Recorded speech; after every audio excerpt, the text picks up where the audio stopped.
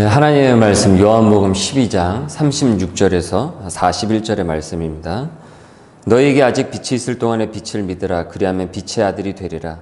예수께서 이 말씀을 하시고 그들을 떠나가서 숨으시니라. 이렇게 많은 표적을 그들 앞에서 행하셨으나 그를 믿지 아니하니 이는 선지자 이사야의 말씀을 이루려 하심이라. 이르되 주여 우리에게서 들은 바를 누가 믿었으며 주의 팔이 누구에게 나타났나이까 하였더라. 그들이 능히 믿지 못한 것은 이 때문이니 곧 이사야가 다시 일렀을 때 그들의 눈을 멀게 하시고 그들의 마음을 완고하게 하셨으니 이는 그들로 하여금 눈으로 보고 마음으로 깨닫고 돌이켜 내게 고침을 받지 못하게 하려 함이라 하였음이더라. 이사야가 이렇게 말한 것은 주의 영광을 보고 주를 가리켜 말하는 것이라. 아멘. 지난주 우리는 그 빛의 자녀에 대한 말씀을 이제 살펴봤습니다.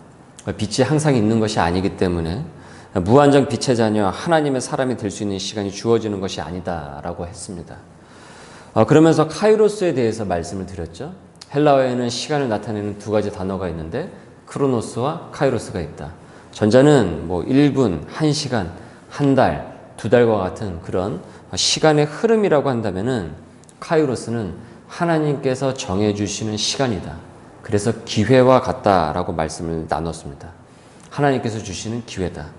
그러니까 빛이 항상 있는 것이 아니다. 그러니 빛이 있는 그 시간에 그때에 그 카이로스로 다가오는 그 하나님의 그 시간, 그때를 놓치지 말고 그 기회를 붙잡아서 빛의 사람이 되어라.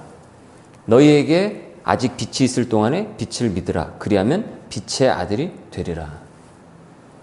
우리 한 주간의 삶을 한번 되돌아보시죠. 시간표를 잠깐 뒤로 돌려서 여러분 우리 어떻게 살았습니까? 어떻게 사셨습니까? 빛의 자녀로서 어떻게 사신 것 같으세요? 이 말씀을 어떻게 잘 적용했습니까? 어둠 속에서 진탕 뒹구시지는 않았을 것이라고 믿습니다. 코로나 그 확진자의 역대급 증가로 지금 복잡한 이때에 빛의 사람으로서 살아낸다라는 것이 쉽지는 않지만은 그렇다고 해서 우리가 포기할 수는 없습니다. 어렵다고 해서 포기해서는 안 된다라는 거예요. 썰렁한 얘기지만은 기억은 또 오래가는 말들이 있죠.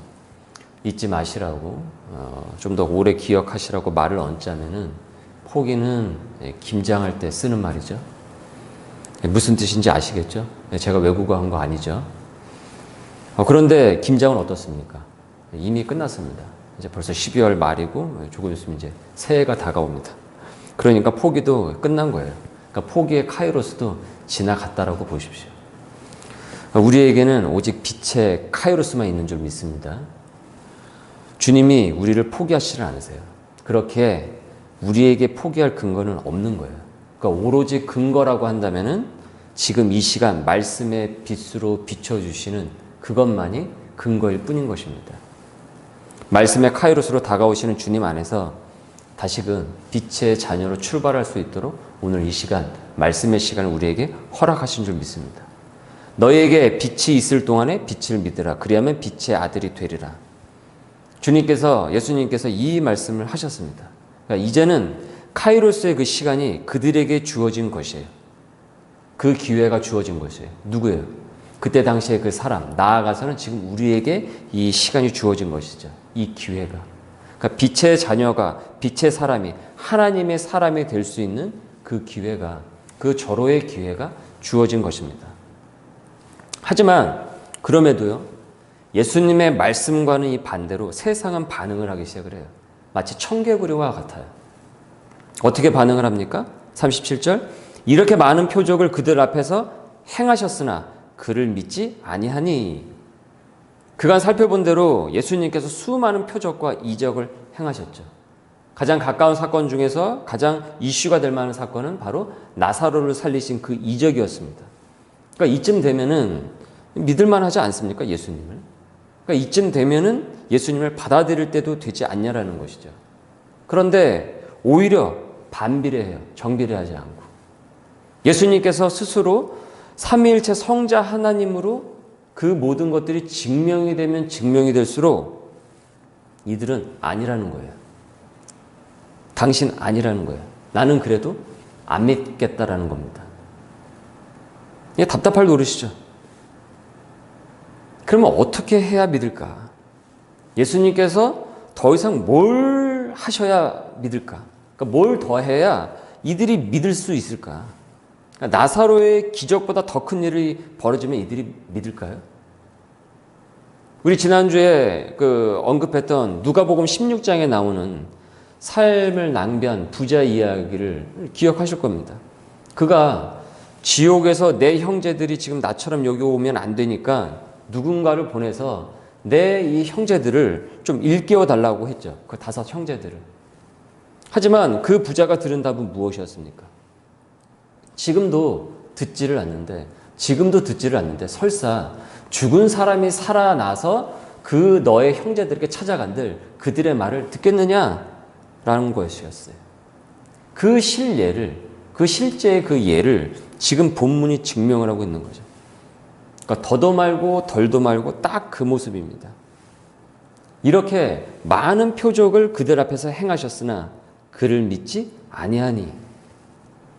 여러 사건을 비롯하여 나사로가 살아나는 초유의 그 사건 앞에서도요, 그들의 태도는 바뀔 줄은 몰라요. 예전 설교에서 군대에서 제가 어떤 주술적인 행위로 부대가 완전히 뒤집어졌다가 기도로 나음을 입었던 그 사건을 말씀을 드렸습니다. 그 현장에서 그런 일을 모두가 겪었기 때문에 그 하나님의 존재를 모두가 다 인정을 할 것 같지만은 몇몇 소수를 제외하고는요, 그때뿐이었습니다. 그러니까 뭔가 기적 같은 것이 일어나야, 뭔가 어떤 표적과 이적 같은 것이 일어나야 사람들이 믿는다. 그것이 꼭 정확한 통계가 아니에요. 사도 요한은 이런 사람들의 이 강팍한 이 성향을, 아주 완고한 이 성향을 지금 지켜봤어요. 그러니까 그 모습은 마치 흡사 눈먼 사람들과 같았어요. 그러니까 마음의 눈을 완전히 닫아버린 것이죠. 영적인 눈을 닫아버린 그 사람들의 모습이 보였어요. 그리고 안타깝게도 이사야 시대에 이스라엘 백성의 모습이 수백 년이 지난 지금에도 똑같이 재현되고 있는 것이 보였어요. 38절입니다. 이는 선지자 이사야의 말씀을 이루려 하심이라. 이르되 주여 우리에게서 들은 바를 누가 믿었으며 주의 팔이 누구에게 나타났나이까 하였더라. 이사야 선지자 시대에 이사야가 엇나가는 그 백성들을 보면서 주님 보십시오. 저 사람들을 보십시오. 이렇게 전하는데도 누가 믿습니까? 주의 팔이, 성경에서는 주님의 능력, 그 주님의 그 권능을 그 주의 팔로 이렇게 묘사를 하기도 합니다. 즉 주님의 그 능력이 보여졌음에도 불구하고 누가 그것을 보고 깨닫고 있습니까? 깨달아서 나온 사람이, 그 나타난 사람이, 그런 깨달음이 지금 여기에 나타났습니까? 그러니까 이렇게 말했는데 이 당시에 이 이사야가, 그 이사야의 이 성토가 지금도 똑같이 여전하다라는 거예요. 요한복음에서는.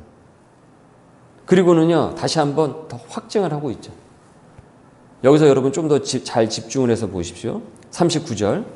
그들이 능히 믿지 못한 것은 이 때문이니 곧 이사야가 다시 일렀을 때 그들의 눈을 멀게 하시고 그들의 마음을 완고하게 하셨으니 이는 그들로 하여금 눈으로 보고 마음으로 깨닫고 돌이켜 내게 고침을 받지 못하게 하려 함이라 하였음이더라. 당시의 백성들에게 하나님께서 그들의 눈을 멀게 하시고 그들의 마음을 완고하게 하셨다. 그러니까 이는 그들의 눈으로 보고 마음으로 깨닫고 돌이켜서 고침을 받지 못하게 하려 합니다. 그러니까 하나님께서 그들이 그런 행동을 하도록 그렇게 하셨다라는 거예요. 요한복음은요, 이 이사야서의, 이 구약에 있는 이사야서의 그 구절을 그대로 반영을 하면서 지금 저들의 저 행동이 이사야 시대에 그랬듯 지금도 그렇다, 이렇다. 37절. 이렇게 많은 표적을 그들 앞에서 행하셨으나 그를 믿지 아니하니. 이 구절만 보면은 저들이 되게 마음이 되게 강팍하구나 이렇게만 생각을 할 수가 있는데, 이어지는 39절 40절의 말씀을 보면은 구약에서 인용되는 이 이사야서 말씀을 보면은 마치 어떤 생각이 듭니까? 하나님께서 로봇처럼 저 사람들의 마음을 조종을 해서 더 강팍하고 완고하도록 조종을 해서 하나님을 거부한 것처럼, 그래서 저들에게는 책임이 없다라고 보여줄 수가 있어요. 하나님이 그렇게 만든 것처럼 보인다라는 것이죠. 그런데 하나님께서 만약에 그들을 그렇게 만드셨다고 하면 어떻습니까? 그냥 그걸로 끝인 거죠. 그들에게는 책임을 물을 수가 없는 것이죠. 왜냐하면 하나님께서 그렇게 만드셨으니까. 여러분, 우리 이 본문을 우리는 어떻게 볼 수 있을까요? 이 본문을 우리는 어떻게 해석을 할 수가 있겠습니까? 정말 그 뜻입니까? 그런 의미일까요? 그 이면을 우리가 보기 전까지는, 그 속뜻을 제대로 보기 전까지는 그렇게 판단을 내릴 수가 있어요. 그러나 그 속뜻을 보면요, 그렇지가 않습니다. 여러분, 우리가 같은 말이라고 하도요, 그 말의 그 억양에 따라서 그 의미가 달라져요. 잘한다, 잘한다. 의미가 다른 의미죠. 그 잘한다와 이 잘한다가. 대단하다, 대단하다. 다르죠. 완전히 의미 자체가 달라요. 똑같은 단어라고 하더라도 그것이 어떤 상황에서 어떻게 우리가 억양을 하느냐에 따라 그 의미는 판이하게 달라집니다. 언어에는, 이처럼 말에는요, 어감이 있습니다. 그러니까 언어에는 감이 있어요. 그래서 그 감을 제대로 이해를 하면 그 말의 뜻을요, 바로 해석을 해내지만 그 감을 잘못 이해를 하면은 전혀 다른 의미가 나와요. 모든 성경은 하나님의 감동으로 되었다라고 했습니다. 말씀에. 이전에 개역 한글 성경에서는요, 이 감동을 영감으로 해석을 했어요. 그러니까 이처럼 말에도 어감이 있고 그 어감을 잘 읽어내야 본말의 의미가 곡해가 되질 않고 파악이 되듯이 성경 말씀을요, 하나님의 그 영감에 따라서 우리가 읽어낼 때 우리는 하나님의 그 본뜻을 곡해를 하지 않고 잘못 이해하지 않고 제대로 이해해서 우리가 받아들일 수가 있습니다. 특별히 이 오늘 본문의 이 말씀, 이 중심 본문의 이 말씀이 그렇습니다. 그럼 왜 이렇게까지 말씀을 하셨는가? 왜 이렇게 말씀을 하셨는가? 이 속뜻은 무엇인가? 여러분, 만일 제가 지금 밖에 나가서, 지금 이 시간에 밖에 나가서 소리를 고래고래 지르면은 사람들이 저를 쳐다보겠죠. 예상이 됩니까? 되지 않습니까? 충분히 예상이 되죠. 그리고 계속 제가 소리를 더 오래 지르면은 분명 사람들이 제지를 하거나, 그럼에도 불구하고 그 제지에 제가 멈추질 않으면은 아마도 경찰을 부를 것입니다. 여러분, 우리도요, 어떤 행동을 하면은 그 어떤 결과가 따를 것이라는 예상이 돼요. 그런 예상을 할 수가 있어요. 그러니까 어떤 부분에서는 적중률이 높지 않을 수가 있지만은 또 어느 부분에서는 적중률을요, 아주 100%까지 맞출 수가 있어요. 내가 이러한 행동을 하면은 분명히 이러이러한 일들이 벌어지게 될 것이다. 제가 정확하게 100% 한번 여러분 예언을 해볼까요? 지금 뭐 누군가 또 옆에 있는 분 만약에 뺨을 여러분 때린다고 생각을 해보십시오. 여러분 가정을 한번 해보세요. 여러분 가만히 있지 않을 것입니다. 우리 중 단 한 명도 가만히 있을 분이 없을 거예요. 뭐 다들 점잖으시지만 또 뺨 맞는 거는 다른 얘기이기 때문에 예수님 말씀대로 뭐 오른뺨을 맞거든 그 왼쪽 뺨을 내줄 정도로 완전히 순종할 분은 없을 거라고요. 오히려 같이 뭐 뺨을 때리고 머리채를 잡지를 않으면 이제 그나마 다행인 거죠. 솔직히 저도 이게 자신이 없어요. 뭐 한 번은 뭐 참지 않을까 싶기는 한데 그것도 확신할 수는 없습니다. 그런데 뭐 거기다가 뭐 오른뺨까지 대지는 못할 것 같습니다. 죄송합니다. 목사가 더 높은 영성을 보여줘야 되는데 그렇다고 뭐 이 시간에 거짓말은 제가 못하겠어요. 자, 우리도 이처럼 어떤 행동에 대해서 예상을 한단 말이에요. 이런 행동을 하면 그 다음 이런 결과를 맞이하게 될 것이다. 하물며 하나님께서 그것을 모르시겠습니까? 하나님께서, 전지하신 하나님께서 누가 이 복음을 전하면 받아들이지 않을지 누가 이 복음을 전하면 거부할지 수용을 할지 그것을 모르시겠냐고요. 복음을 전하면 욕을 할지 아멘으로 받아들일지 모르시겠냐고요. 교인들도 대략 관상을 보듯 전하기도 하고 그랬습니다. 복음을 전할 때 사람 얼굴 보고 전한단 말이죠. 그러니까 저 사람은 믿을 것 같은데 저 사람은 믿지 않을 것 같은데 괜히 그 욕만 얻어먹을 것 같은데 뭐 이런 식이 바람직하지는 않지만 이처럼 우린도 어린 짐작하는 그런 어떤 예지력이 있는데 어찌 하나님은 그 능력이 없으시겠어요? 분명 그 강팍한 사람들에게 그 완고한 그 사람들에게 복음이 전해지면은 그들은 더 마음을 강하게 하고 강팍하게 하고 완고하게 하고 더 굳어지게 하고 영적인 눈을 감을 것을 불보듯 뻔했습니다. 이것은 충분히 예상이 되는 그림이에요. 평소 교회라면 기독교라면 항시 안 좋은 감정을 가진 뭐 배우자나 가족에게 뭐 친구에게 복음을 전했을 때 한 소리, 뭐 두 소리, 뭐 나아가 욕까지 먹겠구나 그렇게 우리가 예상을 할 수 있단 말이에요. 그 상대방의 상황에 따라서 상태에 따라서. 그럼에도 하나님께서는 카이로스로 그들에게 복음을 전하게 하신 거예요. 그들이 그렇게 강팍하게 굴 줄을 알고 있었지만 그럼에도 불구하고 하나님께서는 카이로스의 그 시간대로 하나님께서 정해져 주신 그 시간에 그때에 그들에게 복음을 전하게 하셨습니다. 그들에게도 빛의 기회를 주신 거예요. 그러니까 동일하게 빛의 자녀가 될 수 있는 그 기회를 주셨다라는 거예요. 그러니까 누구에게는 카이로스의 기회를 주시고 누구에게는 뭐 주지 않고 그렇지 않으시고 공의롭게 그들 모두에게도 그 빛이 무엇인지를 알리기를 원하셨다라는 겁니다. 공평하게. 그러면 누가 갈까? 누가 이 소식을 전하겠는가? 도대체 누구를 보낼까? 그때 이사야 선지자가 제가 가겠습니다 하고 손을 들어요. 이사야서 6장 8절 내가 또 주의 목소리를 들으니 주께서 이르시되 내가 누구를 보내며 누가 우리를 위하여 갈고 하시니 그때에 내가 이르되 내가 여기 있나이다 나를 보내소서. 그러나 이사야를 그들에게 보낸다고 한들 그들은 받아들이지 않을 것이 뻔했습니다. 그들의 그 상태를 보고 있자니 하나님은 알고 계셨어요.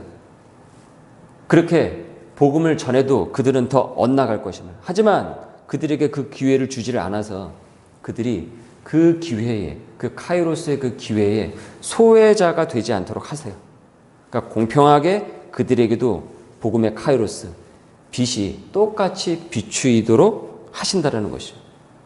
동시에 그들이 그 기회가 주어졌음에도 불구하고 그 빛이라는 그 기회가 주어졌음에도 불구하고 그 시간이 주어졌음에도 불구하고 그 선택을 할 수 있는 그 시간에 기회가 주어졌음에도 불구하고 그 책임으로부터 나중에 핑계대지 못하도록 하십니다. 나는 그런 기회가 없어서 나는 믿지 않은 겁니다. 이런 식으로 회피하지 못하도록 하신다고요. 이사야가 손을 들고서 제가 가겠습니다. 그 소식을 전하겠습니다. 그리고 요한복음에서 인용된 이 말씀이 바로 이어지는 거예요. 여호와께서 이르시되 가서 이 백성에게 이르기를 너희가 듣기는 들어도 깨닫지 못할 것이요 보기는 보아도 알지 못하리라. 이 백성의 마음을 둔하게 하며 그들의 귀가 막히고 그들의 눈이 감기게 하라. 염려하건대 그들이 눈으로 보고 귀로 듣고 마음으로 깨닫고 다시 돌아와 고침을 받을까 하노라. 이사야서는 이를 하나님께서 더 그들의 영적인 눈을 멀고 마음을 완고하게 하였다고, 더 엇나가게 만드셨다고 했습니다. 기가 막힌 표현이죠. 상당히 그 입체적인 여러 의미를 가진 속뜻을 가진 표현인 거예요. 하나님께서 예지와 예정, 동시에 하나님의 그 주권이 강조되는 이 구절의 말씀이고, 더하여서 인간의 그 책임까지, 그리고 그 인간들에게 동시에 똑같이 그 공의롭게 그 기회를 다 주시는 그 모든 것을 다 다루고 있습니다. 이 구절이. 이 말씀에서 우리가 더 들어가게 되면은 하나님의 주권과 그 예정의 그 세밀함까지도 도달할 수가 있는데, 이는 우리가 성경 공부와 이후에 그 교리 시간 때 아마도 우리가 다루게 될 것입니다. 여하튼 사도 요한은 예수님 곁에서 이런 일련의 그런 벌어지는 이 상황과 사건 속에서 이사야의 말씀이 그대로 지금 자기의 그 시대에, 지금 이 현장에 그대로 재현되고 있음을 목격을 했습니다.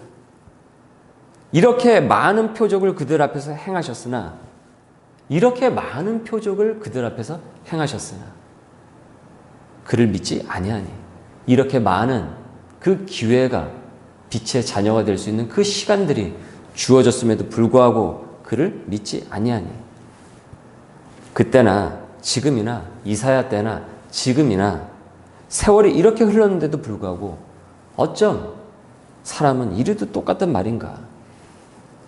이사야의 그 말씀이 지금 이루어지고 있구나.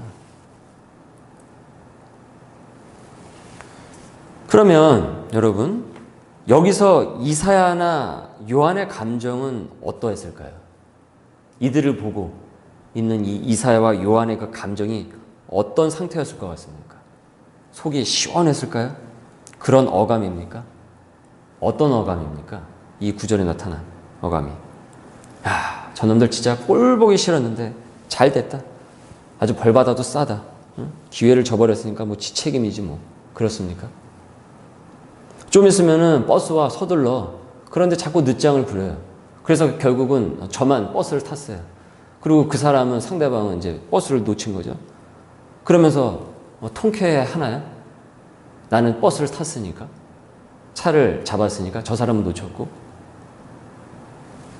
쟤들과 나는 달라. 이렇게 우월감을 느끼는 그런 감정이었을까요? 만일 그렇다고 한다면요, 요한도 그렇고 이사야도 그렇고 여기서 끝나야 됩니다. 여기에 나오는 이사야서는 6장의 내용이거든요. 그럼 이사야서는요 6장에서 끝나야 돼요. 더 이상 할 일이 없지 않습니까? 이미 그렇게 돼버렸다라는데. 그러니까 더 이상 이사야서가 길어져야 될 이유는 없는 거죠. 요한도 마찬가지죠. 지금 여기 12장이니까 12장에서 끝나야죠. 그러나 요한복음은 21장까지 이어집니다. 이사야서는 무려 66장까지 이어져요. 41절입니다.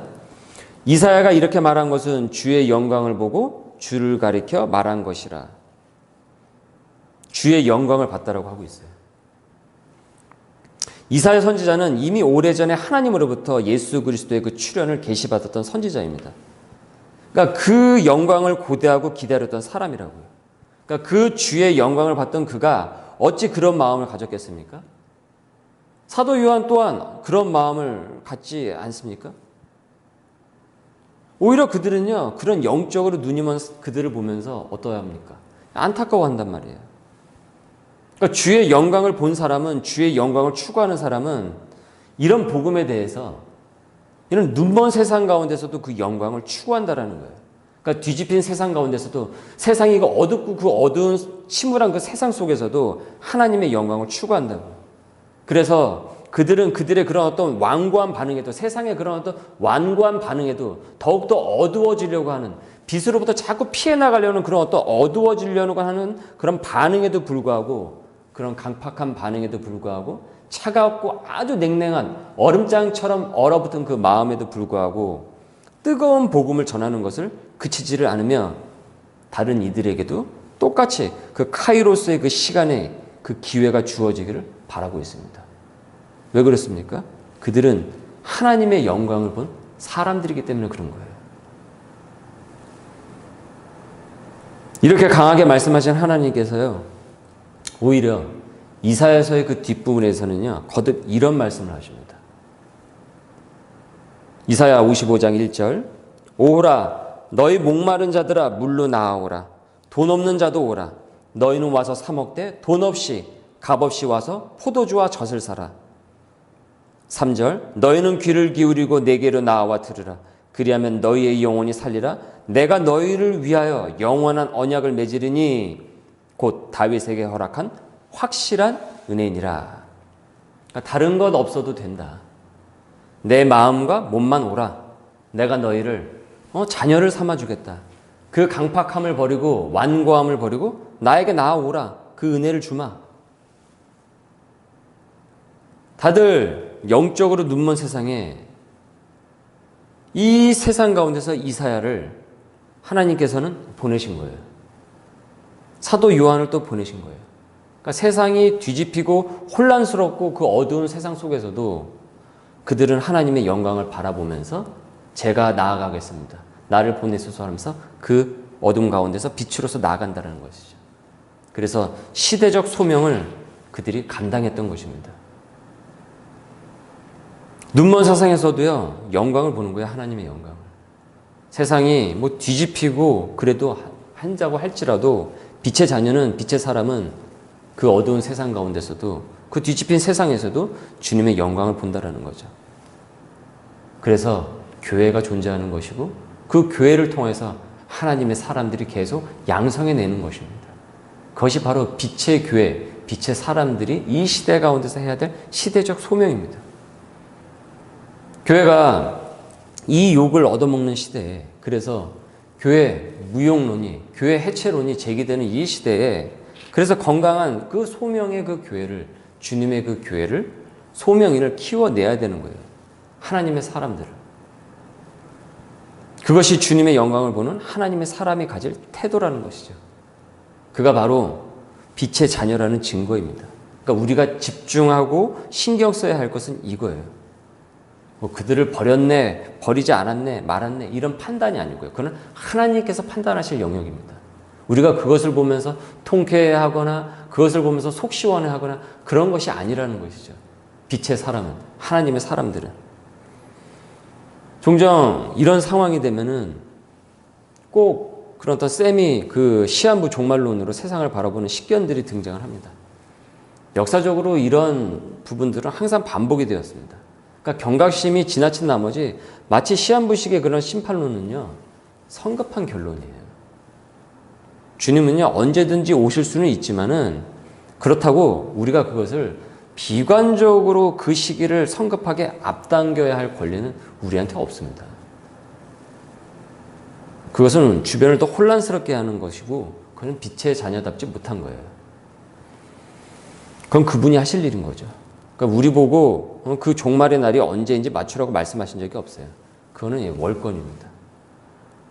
내일 주님이 오신다고 하더라도요, 오늘 우리는 그 날을 몰라요. 오늘 오후에 오신다고 할지라도 오늘 오전에 우리가 알 수가 없다라는 거죠. 그러니까 경각심을 갖되 우린 말씀의 사람들이 되어야지 이 점장이가 되려고 해서는 안 된다라는 것이죠. 그런 소리에 일상이 무너지는 것은 바른 소명인의 자세가 아니라는 것입니다. 만약에 그 우목사인 제가 여기에 제가 만약에 빠졌다고 한다면은 저도 여러분에게 뭐 직장이고 뭐 학교고 뭐 다 내려놓고 그렇게 얘기를 하겠죠. 그러면 같이 망하는 거예요. 92년인가요? 93년인가요? 뭐 다미 선교회가 그렇지 않았습니까? 그런데 그 교주는 그렇게 휴거 외치면서 어떻습니까? 나중에 현금 뭉치하고 그 채권도 갖고 있었단 말이죠. 아니 곧 휴거될 것이라고 믿는 사람이 그걸 왜 갖고 있어요? 본인도 사실은 그걸 안 믿었다는 얘기 아닙니까? 오히려 이럴 때 이런 소리를 우리는 항상 경계해야 되는 거예요. 어둡다고 해서 그것을 항상 그런 식으로 바라볼 수는 없는 거예요. 오히려 어두우니까 빛의 자녀답게 주님의 영광을 바라보면서 바른 소명을 실천을 하면서 고민을 하고 그다음에 우리의 삶의 자리를 읽어 나가는 것이 이 시대에 빛의 자녀로서 빛의 아들과 딸로서 살아나가길 원하는 주님께서 우리에게 주신 시대적 소명입니다. 그것을 주님이 지금 이 시대에 바라고 계신 거예요. 아, 다 고장났는데요? 이 고장난 세상에서 뭐 누가 가겠는가라고 했을 때 다 고장이 났는데 뭘 합니까? 쟤들은 포기하십시오. 아, 이번 생은 다 망했습니다. 안 됩니다. 이놈의 세상은 포기하십시오. 그것이 아니라 제가 가겠습니다. 라고 손을 들었던 그 이사야를 보여주면서 그리고 요한을 보여주면서 지금 우리가 빛의 자녀임을 다시 한번 일깨워주고 있습니다. 기억하실지 모르겠지만은 우리가 예전에 그 예레미야를 묵상을 했을 때 뒤집히고 무너진 세상을 보면서 예레미야가 어떤 반응을 보였습니까? 예레미야가 보인 반응이 어떠했습니까? 내가 누구에게 말하면 누구에게 경책하여서 듣게 할고 그러니까 누가 제가 하는 말에 귀를 기울이겠습니까? 그러니까 누구도 듣질 않는 거예요. 이 예레미야의 이 외침의 소리에 대해서. 보라, 그 귀가 할례를 받지 못하였으므로 듣지 못하는도다. 할례는 당시 하나님의 백성의 표를 상징하는 의식이었습니다. 그런데 이를 귀가 할례를 받지 않아서 아예 듣지도 않는다라는 거예요. 완전 막혔다라는 거죠. 보라, 하나님의 말씀을 그들이 자신들에게 욕으로 여기고 이를 즐겨하지 아니하니 하나님의 말씀을 욕으로 여기고 즐거이 받아들이지도 않는데 하나님, 주님, 제가 외친들 무슨 소용이 있겠습니까? 저 막힌 귀들이 알아듣겠습니까? 듣지를 않는데. 저 강팍한 사람들이 듣겠습니까? 저 완고한 사람들이 듣겠습니까? 그냥 포기해버리는 게 낫지 않을까요? 내버려 두시죠. 그러나 이어 11절에 이렇게 또 얘기를 해요. 여호와의 분노가 내게 가득하여 참기 어렵도다. 이제는 하나님의 그 분노가 이제는 나의 분노가 돼서 나는 이제 저 인간들에게 화만 난다는 겁니다. 그러니까 점점 이 예레미야도 너무나도 견디기가 어려운 거예요. 제가 오래전에 그 예레미야를 출판사에서 이제 글을 쓸 때 한 10개월 동안 쭉 살펴본 적이 있습니다. 그때 제가 10개월을 거의 매일 하다시피 일주일에 한 5일을 거의 예레미야서를 연구를 하고 묵상하고 썼어요. 그 예레미야 삶 속에 그대로 저도 이제 쭉 들어가게 됐던 거죠. 그런데 어느 순간 저도 화딱지가 나는 거예요. 정말 징글징글 하더라고요. 그 시대의 그 사람들의 그 모습을 보니까. 이 당시 이 유대 민족이 하는 그 형태들이 그대로 그 입체적으로 보이는 거예요. 마치 제가 이 예레미야의 심정이 돼서 보니까. 그러나 예레미야는요, 이내 다시 마음을 돌이켜요. 시대의 그 암울한 하나님께 전혀 관심을 두지 않는 그런 절망적인 시대를 살아가지만은 하나님이 계시기 때문에 자신에게 주어진 사명을 쭉 밀고 나갑니다. 그 감정에 사무쳐가지고 그 말씀의 사역과 그 시대적인 하나님께서 주신 그 소명을 저버리지 않고 말씀을 먼저 앞세우고 나가니까 자신이 그 감정에 휩싸이지 않게 되는 거예요. 만약에 감정이 먼저 나가면은 그 말씀은 뒤로 빠지게 되겠죠. 예레미야서 20장 9절입니다. 내가 다시는 여호와를 선포하지 아니하며 그의 이름으로 말하지 아니하리라 하면 나의 마음이 불 붙는 것 같아서 골수에 사무치니 답답하여 견딜 수 없나이다. 예레미야는 처음에 그 마음을 다시 뒤로 미루고 하나님의 말씀을 앞세우고서 다시 그 시대의 빛의 사람으로서 그 시대의 어두운 시대에 다시 빛을 비추입니다.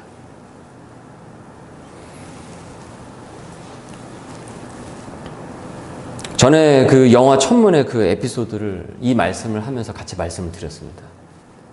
그 영화의 그 에피소드 중에 이런 얘기가 있었죠.